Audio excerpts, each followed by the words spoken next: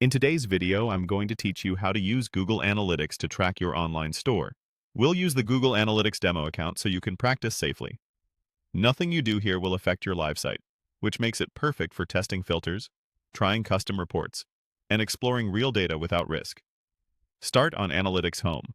From here, head into Reports. This is your main hub for understanding what's happening across your store. To analyze sales, open Monetization and choose E-commerce purchases. This report shows which products are selling, revenue trends, and average order value. Scan the chart for spikes or dips, then look at the table to find your best and worst performers.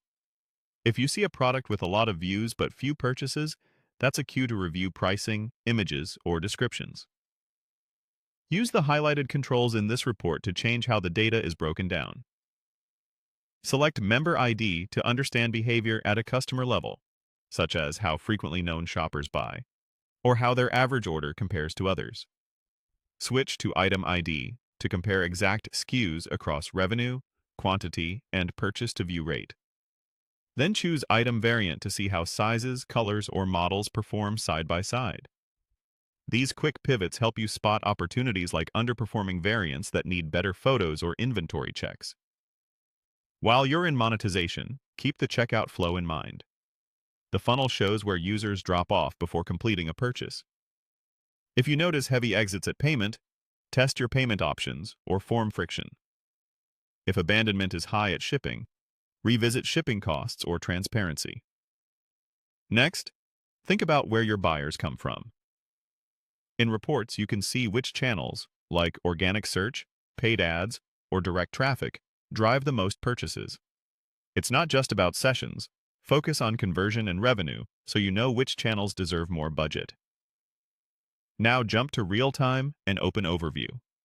This gives you a live pulse on your store: active users, top locations, current pages, and recent events. It's great for verifying a campaign launch or a change on your site. If you push a promo and see a real-time lift on a product page, you know your message is landing. Finally, visit Engagement to review the overview of top pages and screens. Look for popular product pages and how deeply people interact. Strong engagement without purchases may signal issues further down the funnel. Low engagement suggests content or speed improvements. That's the core flow: reports, monetization for sales insights, quick breakdowns by customer and product, real time for live checks, and engagement to understand what keeps visitors interested. Use the demo account to experiment, learn, and then apply exactly what works to your own store.